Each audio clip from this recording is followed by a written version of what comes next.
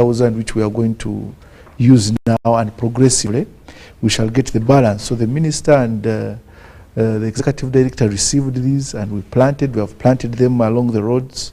We have had beautification of the key roundabouts that are going to be seen. These are going to remain here. If you look at Kubiri, if you come to the Mulago roundabout, both Mulago, one to the, I don't like using the word mortuary, but one to the farewell home. One to the, yes, the roundabout to the farewell home. You look at even Mukwano, we have worked on it. We have appealed to the residents and property owners of Makindye division, and we thank them. They have responded. People are painting their structures. They have paved their frontages, and it's looking beautiful. Excuse me. It's looking very, very beautiful, and we are getting there. On the side of infrastructure, we have worked on roads and drainages. 10 roads have been worked upon. Some of these 10 roads. These include Mukwano Road, Press House, which was a very bad road. Worked on, or you're still working on that? No. We are at 98% completion. These include Prince Baduka Kunguru. It was a Maram Road. Now it is upgraded to tarmac. Mobutu Road up towards Latitude has been worked upon. We expect to finish this by the 10th of January. We have a new road, UCB Rise. We have worked on the drainage. We have had areas around Soyabunga when you... Drainage is very important. Drainage because is very we key. don't want floods, you know, when it rains and when it comes to Kampala. Yes. The guests not to be blocked by the floods. By the floods. Now, we had very notorious areas. We had an area at John Ridge after Kansanga, after Kabalagala. We had an area at Soyabunga. When you're coming from, for those who are watching from the diaspora, this is in one of the divisions of Kampala. A place called Soyabunga along Gaba Road towards Lake Victoria. Now, on Soyabunga, we had a culvert crossing. Now, there was a notorious flooding that would happen all through the rain, but this had been caused by people who had illegally developed along the drainage channel, blocking the waters there. So we have widened the culvert crossing there. We have retained it, and the waters or the rains that fell around 24th, 25th, and 26th, they were quite heavy, and the culverts handled really well. So we believe this is going to help us for another 15 to 20 years. Then we have the culvert crossing at Autospa, that is on Munyonyo Road. We have put 3 box culverts, 3 huge box culverts, and this is to handle all the drainage in that area. And we are going on upstream. Yesterday we were at Kansanga. There is a swamp that had been blocked near Kansanga Miracle Center. We are opening up that stretch and ensuring that the drainage is not tampered with. We have a straight drain to avoid flooding, and the water flows smoothly into the swamps. So we have made these interventions which have uplifted the status of these areas, but also we believe the guests are going to have a great experience while here. Let's talk about the lights. Yes. We're talking about lights. We have this road infrastructure in place. We have extended what you have just mentioned, but how is the lighting, especially when it comes at night? If you have, are we going to be enjoying the roads during the day, and when it's night, we keep where we are? If you have moved around the city in the past 3-4 days, there is a very huge difference. We have completely lit the Mukwano area, and the Press House Road is well lit. Cape Road, we have the access route around here, UBC. If you look at the lights here, they are all branded new and looking good. We have a number of lights we have installed on the grid. that is the hydro. Some of those that are using hydro, and most of the corridors are well lit. Then we also have solar in most of the 10 roads that we have worked on, and the other parts of the city. So the city is going to be well lit, and we're not stopping at now, but after we're also having a project that is coming in to do lighting. We're expecting over 18,000 lights in the city.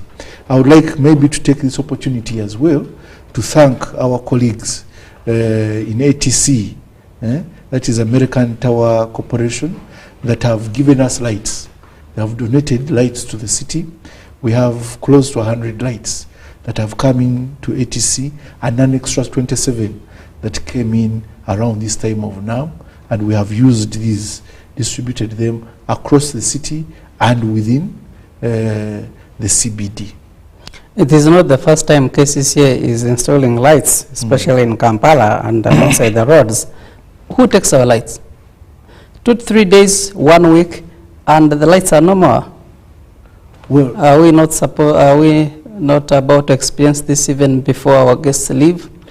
Well, we have had challenges. Because most of the roads you just mentioned before, we had lights there, but we're no longer. Yes, we had lights, or the methodology we're using, the street lights, especially the solar, the batteries were embedded in the ground. But we are changing this. You're putting them up? We're putting them above. And if you look at the lights that we have installed, the new lights, they have barriers as well on them, sharp spokes, so that no one can climb up unless they have equipment that is desired to do that work. Now, whoever has that equipment and goes up, we know. But we're also using this period, this time, to appeal to the communities, because these lights will make our communities safer and secure. The LOC system, the people who are closest to these lights, please, let's be vigilant to protect these lights. Each light that goes off, we forego an extra that we would put there. So it is our responsibility as city dwellers, it is our responsibility as elected leaders, as public service leaders, to ensure that we look after these lights, we ensure they are maintained, because having them, looking after them and maintaining them is a different story. But at KCCA, we are now more than ever committed to having a smart city, and in having a smart city, we want a well-lit city. You rightly put it that it is not your first time you're putting these lights up. Have you tried to investigate where and who takes those lights off? And also, because if you know, then you would come up with a solution. Are we going to keep on putting lights, they are stolen, and then we keep on reinstalling them? Yes, like I said, we have had lights, especially the solar powered lights, whose batteries were in the ground. We'd create a chamber in the ground, seal it off, and it houses the battery. But bad people would dig them up. But we're still having the bad people. We are still having the bad people, but to remedy that, we have gotten that battery out of the ground. And the new design of the lights is to have this light above, the battery above, close to the light, close to the panel. Now, once we have these lights close to the panel above, we have added an extra spokes, so that one cannot ordinarily climb that pole to pick out the battery. But rather, even us who maintain them, we need to have specialized equipment, like trucks that elevate you to the light, and then it is serviced or cleaned. So in that I was going to ask you, how about how are you going to be maintaining them? We have equipment that allows us to get up there.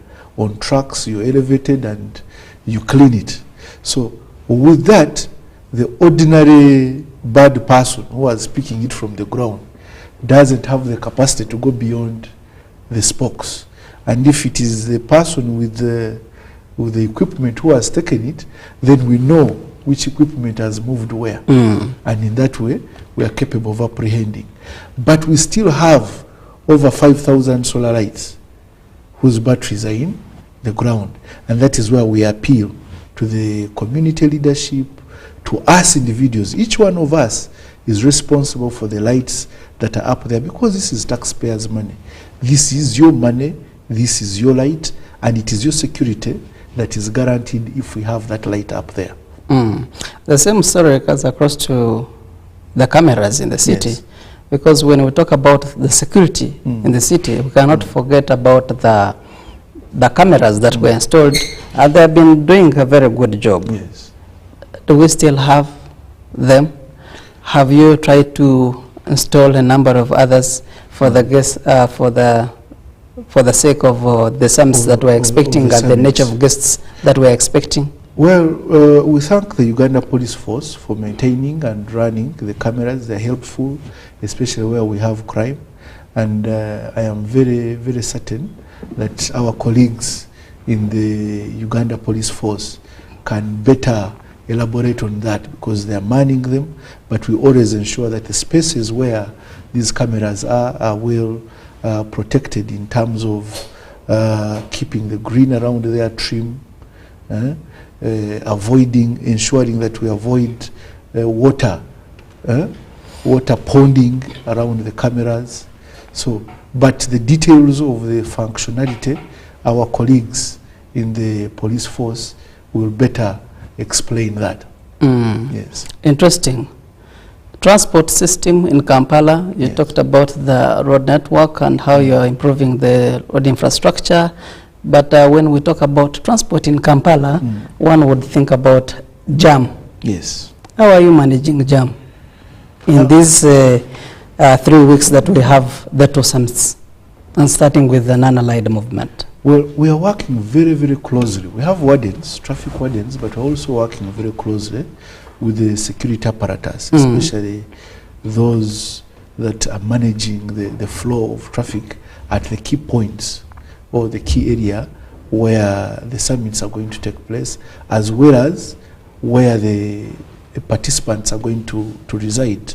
So all this is an overall, it feeds into an overall national structure where we shall be dealing with the security agencies, traffic police, our wardens, and ensuring we open up new roads. Some of the roads that we have come up with are to ease traffic flow, especially in those areas. And also we have upgraded smaller feeder roads. We have a road like Salama Road, which we have not fully worked upon, because this contract, or the contract to support this road, to upgrade this road, has already been signed, and the commencement letter was issued just here in December 2023. Now we're doing advanced works, advanced maintenance on that road to make sure it's motorable enough. Remember, we have Chirudo Hospital there, and people are not going to stop falling sick. We need a first aid point for our delegates. So that road, we are having advanced works. It's been a bad road, but the contract has been issued, a commencement letter has been issued, and advanced works to make sure the road is well motorable have commenced. So we have these interventions, upgrading feeder roads, the new roads we have done, and working hand in hand to control vehicle traffic in the areas where we are having the summit, and also release traffic in the other areas of the city. Are we expecting some roads to be closed, especially to Kampala residents? Especially to these hotels which are going to host the summits? I believe so, because, for example, Munyonyo, the Munyonyo area, the Munyonyo Road, which is now Wavamuno Road, right next to Speak Resort, that is very proximate to the summit, and I am sure those handling our security as a country will, if they deem it fit to have it closed off, we appeal the public to appreciate why they are doing it, and also follow the traffic rules or the directions that are given to them. Remember, this is for a limited period of time. It is up to the 24th, or may extend to the 25th, but it's for a very short period of time. So please bear with the inconvenience. Besides, it's for the good, for the image of our country and our city. Talking about the image of our city and our country, Yes. in Kampala, right in the heart of Kampala, the capital city of Uganda, Yes. we still have buildings and structures that are old. Yes. Others are burning, others are still in the soil state, whereas they have been closed down. Well, What is the state of Kampala in terms of beauty? We are talking about the smart city. We are Yes. talking about the image of our city and the country as well. We put out a notice, and we are enforcing this. There are some of our brothers and sisters who have structures that have not been painted, or that are in a deplorable state. They have put hoardings that are eyesores. They have put illegal structures around their properties. There was one who had put an illegal structure next to the flyover at the former ShopRite. But we engaged them and they have taken them away. People are painting. We are assisting people to follow through with the Physical Planning Act to uplift their buildings, and those that are not. How are these people able inconvenience to erect them. these buildings? I thought KCCA first approves them before they start construction. Yes, we have people who do things with impunity. And where is But we crack KCCA? them down. By the time the building is When they're erected, starting, some build in the night, and by morning something is far. But once we get them, we crack them down, and we restore that area to its original state to ensure they don't break the law. And there are laws. There's a Physical Planning Act which gives us the mandate to do that. So yes, we have people who do things with impunity, who break the law, but that is why we are here, to make sure the law is not broken. And if the law is broken, we restore or we prosecute the perpetrator. Yes. Interesting. You've talked about illegal developments alongside some roads in Kampala. Yes. What are you doing? Now, that is part of the development control. We have had people who have put up billboards, for example. A billboard is a development. Sometimes But it is it's illegal. bad. Sometimes it is a bad development because it may hamper traffic. It may hinder traffic flow and visibility of traffic. There are those who have put up extra structures, who have extended structures of their houses into road reserves, hindering free mobility of pedestrians. We have engaged these and they have removed them. Those that have not removed them, we have helped them to remove them at their cost. There are those who have built along drainage channels where we cannot service the channels. One of the problems we've had with floods is that because some of our drainages are not constructed drains, silt accumulates. And once the silt accumulates, the drainage channel reduces its capacity to contain the runoff. So some people have built very close to these drainages that our graders, our desilting equipment cannot easily move in. So also these ones, we have gotten them off the banks of these drainages, and even those that had blocked the drainages, we have gotten them out of there, and the water is flowing. So that's how we are dealing with the illegal developments. We are notifying them, we are sensitizing them, we are cautioning them, and we are removing them. Yes. Hawkers in Kampala? Yes? Hawkers. Hawkers. We have 15 markets as a city, And the government... We do, but you and I know best that in Kampala, yes, when you, in 1 kilometer, using every road, yes, anywhere you can take or any direction, you'd find them there. Are they going to be there even when we have guests coming from all over the world? Well, it's not just about this period of guests, but even after. We have 15 markets as a city, and the government of Uganda, through the legislature and by the assent of the president, enacted the Markets Act 2023, which provides for the government markets and how they are administered, as well as introducing the concept of private markets. So we are encouraging even the private sector to start up areas that would work as markets to accommodate those who are on the streets. There are so many dangers of one trading on the street. One, they stand the risk of accidents by motorists, because most of them have been trading in the road or on the side of the road or into the road. So there is others come in the road. Others come into the road. So there's a high risk of accidents. They cause traffic jam because compassionate people, as compassionate as we are, Ugandans fear to knock someone. And it is that humanity that slows down traffic. So once we get these people into KCCA's markets and into the private markets, then we clear the roads while they continue with their economic activities. Someone was making a joke on one of the platforms of social media that I can't wait to see workers flood the roads, giving a different products to presidents, displaying them on the cars. No, I don't think so. Ugandans love their country, incidentally. This is a time, this is one of those moments when we are ready to show the world the orderliness that we have. If you have seen our council at KCCA, if you have seen our political leaders, they have embraced this.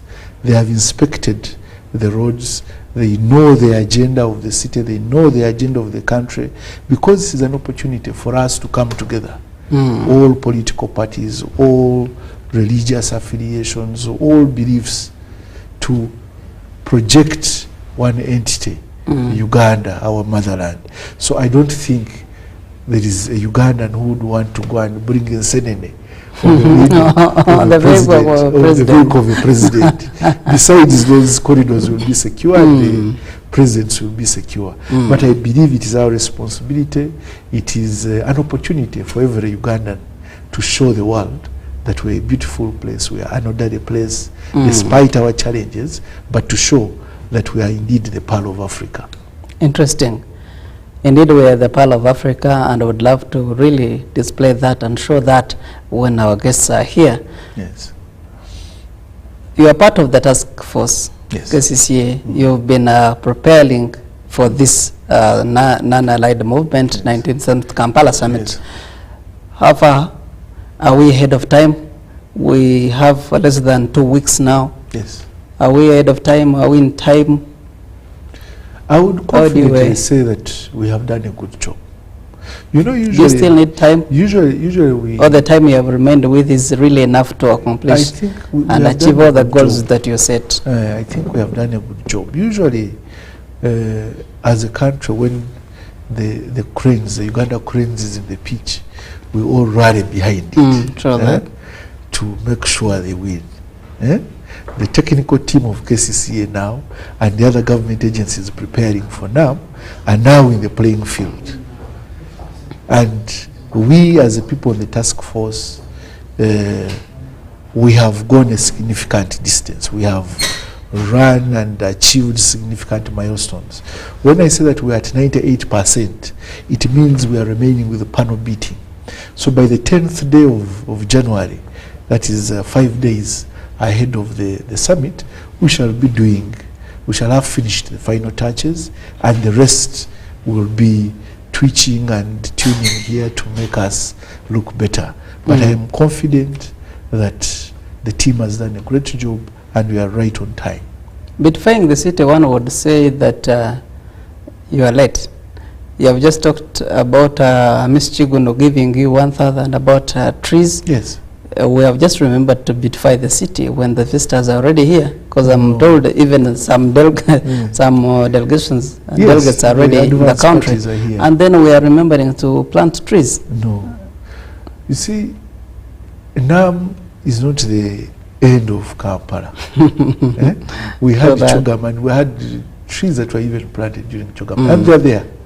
Beautiful trees. And those some trees are named after Chogam. Yes, Chogam trees. There's some trees named after Chogam. Maybe this is the beginning of a new greening of Kampala. One of the themes, the NAM trees. One of the themes in NAM is greening and taming climate change. So probably this is our beginning. We can use this as a new beginning for the city, as a new beginning for the country, to green and look after the green. It is at this point that I also appeal to those who are having animals within the city to contain them. We have people with cows, and with goats. sheep and goats that roam about. We have had operations in the past few weeks where we have gotten these animals and taken them at the city abattoir, and we are going to continue with this. Also, the people of Makindye, people around Kampala, please take note that we are going to have a campaign or an activity of putting stray dogs, stray animals that are likely to cause disease like rabies and other plagues to human life. We are going to put them to sleep in a few days. So if you have your animal and it's roaming and you're still needing to give it that care, please restrain it, because we are going to have a campaign to ensure, a campaign and an activity to ensure that we rid the community of these animals that are potentially harmful to human life. There are those animals that have no owners. Dogs. Yes. So if they have in no the city, what are you planning? If they have no owner, we cleared the city if before. they are herbivorous, we shall take them to herbivorous, the ones that eat grass. We shall take them to the city abattoir. And if they are not claimed, they will be auctioned and sold off, because they need to be fed well there. Now, the carnivores that are ferocious, that are likely to, that are ferocious, like dogs, like cats, those we shall, and snakes, there are those who keep snakes. Really? Yes. So we are going to put most of those to rest, to sleep. Until the guests leave. To sleep for a much longer time. Yes. Interesting. You talked about Chogam. Yes. In 2007, the people of Uganda from everywhere, every corner of this country, the literate, the old, the young, yes, knew about Chogam. Yes. NAM seems to be bigger than Chogam. Yes. But the excitement is lower compared to Chogam. Oh, excitement is really high. Really? If you go through the areas of cancer, if you see how people have painted their properties, paved their frontages, are greening, if you see how hotels are anxious to host, remember we have been in COVID. This is awakening our economy. We have 120 delegations coming in. We have observer countries coming in and observer organizations. All these are delegations. So this place is going to be busy. People are ready to have their bank accounts boosted, their services consumed and products in terms of the hotels, the transport, the accommodation, tourism, and the business that is going to come after now. Tour and travel companies are bracing themselves, and we expect that after the summits, there are so many who may want to stay. There are so many who will want to return. And remember, these are 3 summits that have taken place. Now the speakers, Now next, then G77 plus China. These are huge opportunities that the public is eagerly waiting for. If you move along those roads in Makindye division, people's hands are itching. They are itching like the information adage says. They are waiting to get money. Others are planning what they are going to do next when they receive money. Yes. Interesting. You talked about tourism, which is one of the key sectors that we believe that transform the economies when it comes to nation development. Yes. But within Kampala, tourism, somehow, we still have gaps. I think is KCCA concerned about this? Yes, we have a whole tourism department. Our neighbors here, the National Theatre, I don't know whether you've been there, the museum in Kamocha, the Buganda Road, and these are the places that we thought during this time they would be booming, but the excitement is less. Because it's not what we expected. I'm sure all these entities are listening in, and they are watching. The National Theatre is a private entity, and whereas we go in to encourage them to do this, they also must be awakened and opening their imagination of the possibilities. The Uganda Museum, the Kingdom, the Royal Mile, UBC. I saw content from the UBC, very beautiful content, showcasing Kampala as a city of 7 hills, showcasing our environment, showcasing the various areas, and these are all aspects of tourism. But you know the biggest tourism aspect of Uganda? Smile. It is you. It is you. It is we, the gentlemen, the ladies of this country, our children, our people, our relations. And if we keep this, then the rest is boosted around that. Our nightlife, I wish security can allow these people to come and see what is taking place in Kansanga, in Kabalagala, in Ugorobi, in Wandegea, in Bakuri. If you go to Rubaga, this is the hub of happiness. Sure. This happiness is here. How do you rate Uganda's hospitality to the rest of industry? The world? I think if you want to go to heaven, you must come to Uganda first. You must be in Kampala to have the heart to go to heaven. You must come here. I've not seen a happier place and a happier people than here. Oh, is it because you come from Uganda? No. I've been in a few places. I've been in a few cities. And I can say that I went to a place and I saw very good buildings. I can say that I went to a place and I saw very beautiful roads. But I can also say that I have not been in a place where I've seen Ugandans, people like us. It is not there. That's unless those who have gone, who have traveled more than me, because I'm a little public servant. But for those who know our people, they show. But the few places that you have traveled to, none is like us. You can testify the hospitality that we have in this country. Is like that, and if there are any delegates watching, please, this is the place to be. Interesting. Most people attach non-allied movement summit and all these summits that we have. They think the institutions, if it is about this summit that we're having for the speakers and presiding officers, they will attach it to parliament. Yes. NAM is about the government and government. It's the government business generally. KCCA government institutions. How can you assure the people of Uganda that these summits, all of us are going to benefit, even you who is in the village are going to benefit in one way or the other? The food that these people are going to eat is our food.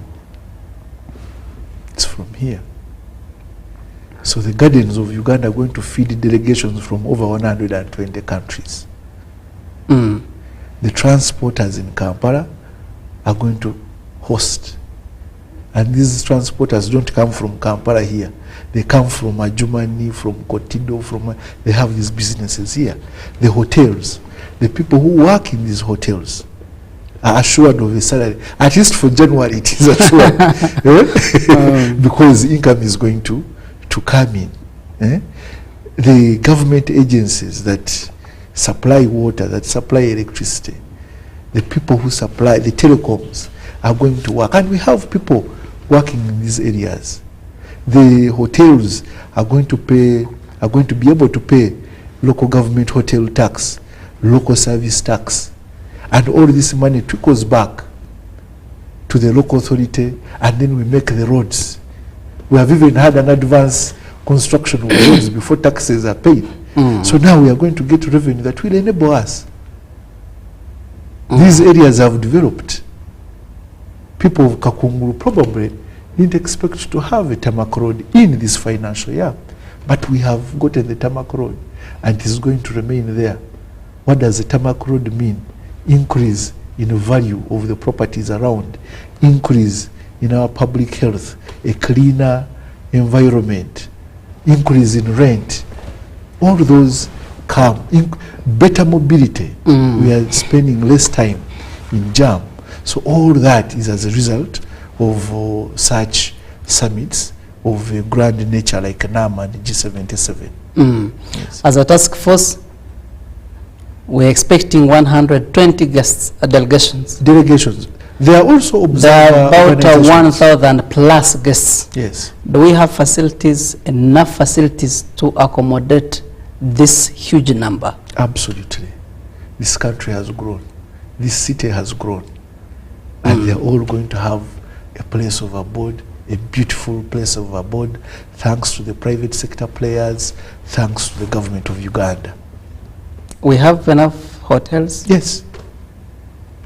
5-star hotels in Kampala. We have sufficient hotels to accommodate all the guests. And I think that was one of the reasons why we were selected, because we had the capacity to handle. Yes. Interesting. There was a letter that was circulating of recent past that saying that they are cancelling the donation about the construction. That is the letter from the African Development Bank. How true or false is that? Now that we have you here, you can clear the air, and we have it from the horse's mouth. Well, that was an administrative letter that got leaked to the public. You know, nowadays things leak a lot. You can even be in your household and you send a memo to madam, and the shopping list leaks to the public. But that notwithstanding, this letter was to remind the government of Uganda, and in particular KCCA, of some activities that we needed to fast track. When we got the money of ADB out of our frugal, as an entity, frugal procurement process, we saved money. And we also, in the scope, realized that we could add other roads, like Chitezi. Which were not on the plan? Which were not initially scoped, like Chitezi. And now, when you add a new road, the environmental and social impact assessment should also be done on that road. So the newly scoped roads had not been assessed in terms of the environmental and social impact assessment, and the report submitted to that effect. So in respect of the newly added scope, the additions to the project, the bank requested us for a report to be satisfied. Requested for a report, a satisfactory report to the effect that the newly scoped roads are also meeting the criteria of the bank. When we started the project, we got all the specialists that we required. One of the specialists was an environmental and social impact assessment consultant. Now, this one was recruited, but along the way, he got greener pastures. And left you? And left the job. He got a much greener pasture. So we were in the process of recruitment. And this being a fair recruitment, we advertise, we shortlist, we interview, we assess, the candidates and the successful candidate is communicated to, as well as submitted to the bank. Now, we were in the process of fulfilling that, and this is at its tail end. The other issue was about compensation. Now, in the agreement, in the scoping agreement, we did not plan for actual compensation, actual monetary compensation to to the project affected persons, but rather we planned for restoration compensation to restore the project, the property of the project, the property of the project affected person. If it is a wall, if you have given us a wall, if the road, the land you have given us, and at this point I thank the mayors and the political leaders that have engaged the communities.